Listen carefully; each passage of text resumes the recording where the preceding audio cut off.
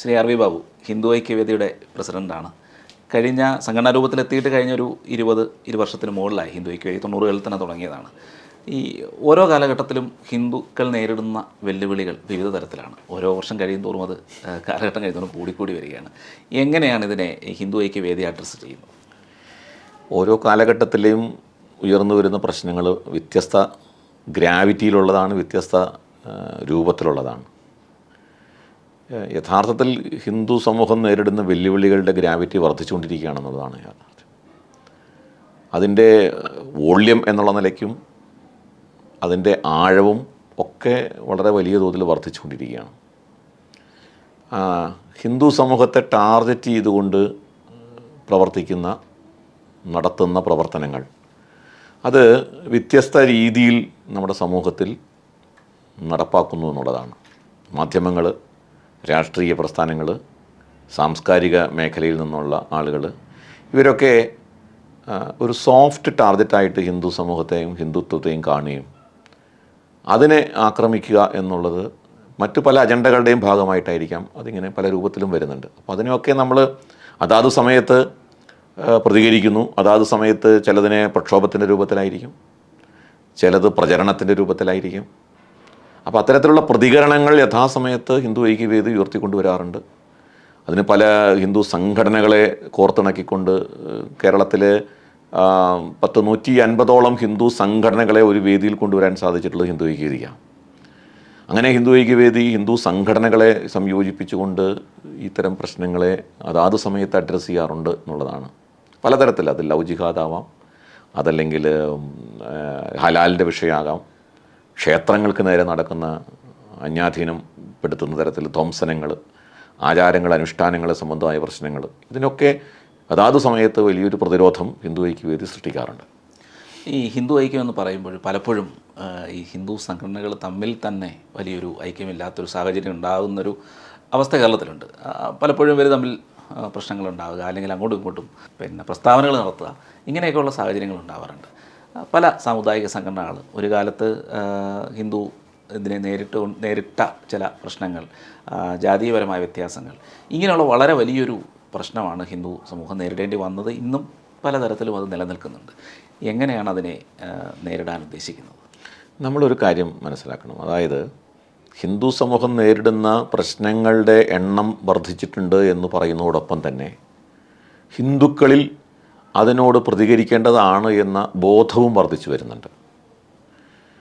അതിന് അനുപാതികമായിട്ട് പ്രശ്നങ്ങളുടെ എണ്ണം വർദ്ധിക്കുന്നതിനനുസരിച്ച് അതിനോടുള്ള പ്രതിരോധവും പ്രതികരണവും ഹിന്ദുത്വ ബോധവും വർദ്ധിച്ചു വരുന്നുണ്ട് എന്നുള്ളതാണ് നമ്മുടെ അനുഭവം. ഇപ്പോൾ ഹിന്ദു സംഘടനകൾ ഒരു സമയത്ത് ഒരുമിച്ച് വരാനായിട്ട് ഒരു തരത്തിലും കൂട്ടാക്കാറില്ല. നമ്മൾ ഹിന്ദു മഹാമണ്ഡലം എന്നൊക്കെ പണ്ട് പറയുമെങ്കിലും അതിനുശേഷമുള്ള കേരളത്തിലെ ഹൈന്ദവ സംഘടനകളുടെ ചരിത്രം എടുത്താൽ പരസ്പരം പോരടിച്ച് നിൽക്കുന്ന ഒരു ചരിത്രമാണ് ഹിന്ദു സംഘടനകൾക്കുള്ളുണ്ടായിരുന്നത്. പിന്നീട് അതിനൊരു വലിയ മുന്നേറ്റമുണ്ടായത് വിശാല ഹിന്ദു സമ്മേളനത്തിലാണ്. പക്ഷേ വിശാല ഹിന്ദു സമ്മേളനത്തിൽ പോലും എല്ലാ ഹൈന്ദവ സംഘടനകളും അതേപോലെ ഒരുമിച്ച് വന്നു എന്ന് പറയാൻ നിവൃത്തിയില്ല. വലിയ ശക്തിയുള്ള ഒരു പ്രമുഖ ഹിന്ദു സംഘടനകൾ അതിൽ നിന്നും വേറിട്ട് നിൽക്കുകയോ അകന്നു നിൽക്കുകയോ ചെയ്തിട്ടുണ്ട്. നിലയ്ക്കൽ പ്രക്ഷോഭം ഹിന്ദു സമൂഹം നേരിട്ട വലിയൊരു വെല്ലുവിളിയായിരുന്നു. ആ നിലയ്ക്കൽ പ്രക്ഷോഭത്തിൽ പോലും പ്രമുഖമായ പല ഹിന്ദു സംഘടനകളും അതിനോട് സഹകരിച്ചിട്ടില്ല.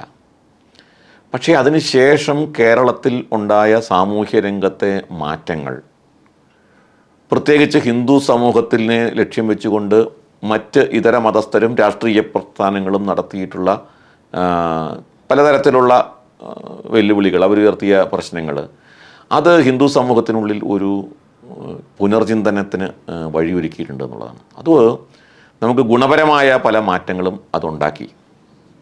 അതിൻ്റെ ഫലം നമുക്ക് രാഷ്ട്രീയ രംഗത്തും പ്രതിഫലിച്ചിട്ടുണ്ട്, സാമൂഹ്യ രംഗത്തും പ്രതിഫലിച്ചിട്ടുണ്ട്. ഇന്ന് അതുകൊണ്ട് ഞാൻ നേരത്തെ സൂചിപ്പിച്ചത്, കേരളത്തിലെ ഹിന്ദു ഐക്യവേദിയുടെ വേദിയിൽ ആ പ്ലാറ്റ്ഫോമിൽ വരാത്ത ഒരു സാമൂഹ്യ സംഘടനാ നേതാക്കന്മാരുമില്ല.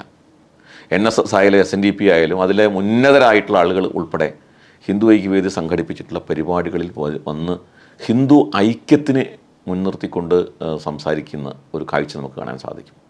ഇന്ന് ഹിന്ദു ഐക്യം എന്നുള്ളത് ഇപ്പോൾ ഒരു സമയത്ത് NSS SNDPയും തന്നെ ഉയർത്തിയ ഒരു മുദ്രാവാക്യമാണ്.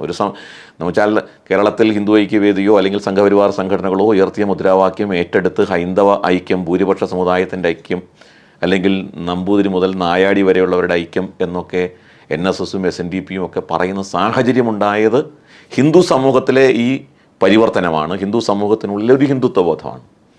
അപ്പോൾ അത് ഇന്നും കൂടിക്കൂടി വരുന്നു എന്നുള്ളതാണ് യാഥാർത്ഥ്യം. ഹിന്ദു സംഘടനകൾക്ക് യോജിക്കേണ്ട തലങ്ങൾ കണ്ടെത്തി ഒരുമിക്കേണ്ടതാണ് എന്ന ഒരു കാഴ്ചപ്പാട് ഹിന്ദു സംഘടനകൾക്കുള്ളിൽ തന്നെ വന്നിട്ടുണ്ട്. ഞാനൊരു ഉദാഹരണം പറഞ്ഞു. ഇപ്പോൾ രംഗനാഥ മിശ്ര കമ്മീഷൻ റിപ്പോർട്ടിൻ്റെ വിഷയം ഉണ്ടായിരുന്നു. ഈ രംഗനാഥ മിശ്ര കമ്മീഷൻ റിപ്പോർട്ട് സത്യത്തിൽ അത് ബാധിക്കുന്നത് പട്ടികജാതി വിഭാഗങ്ങളെയാണ്.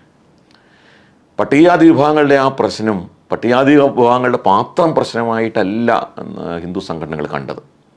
ഇപ്പോൾ പട്ടികജാതി ഈ രംഗനാഥ മിശ്ര കമ്മീഷനുമായി ബന്ധപ്പെട്ട് ഒരു തെളിവെടുപ്പിന് ജസ്റ്റിസ് ബാലകൃഷ്ണൻ എറണാകുളത്ത് വന്നിരുന്നു, തിരുവനന്തപുരത്തുണ്ട് വന്നിരുന്നു.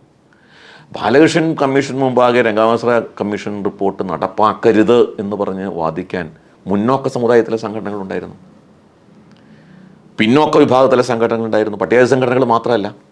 അപ്പോൾ അത് ഹിന്ദു സമൂഹത്തിനുള്ളിൽ ഒരു ഐക്യമുണ്ടാകേണ്ടതാണ് എന്ന് പൊതുധാരണ ഉണ്ടായിട്ടുണ്ട് എന്നുള്ളതാണ്. ഇപ്പോൾ ലവ് ജിഹാദിൻ്റെ വിഷയം വന്നപ്പോൾ, ശബരിമല പ്രക്ഷോഭത്തിൻ്റെ വിഷയം വന്നപ്പോൾ, മീശ നോവലിൻ്റെ പ്രശ്നം വന്നപ്പോൾ, ഗണപതി മിത്താണ് എന്നുള്ള പ്രശ്നം വന്നപ്പോഴൊക്കെ ഹിന്ദു സംഘടനകൾ ആ കാര്യത്തിൽ ഒരുമിച്ച് നിന്ന ഒരു കാഴ്ചയാണ് നമുക്ക് കാണാൻ കഴിച്ചത്. അപ്പോൾ ആ നിലയ്ക്ക് നോക്കുമ്പോൾ പോസിറ്റീവായിട്ടുള്ള വലിയൊരു മാറ്റം ഹൈന്ദവ സമൂഹത്തിനുള്ളിൽ ഉണ്ടാവുന്നുണ്ട് എന്നുള്ളതാണ് യാഥാർത്ഥ്യം.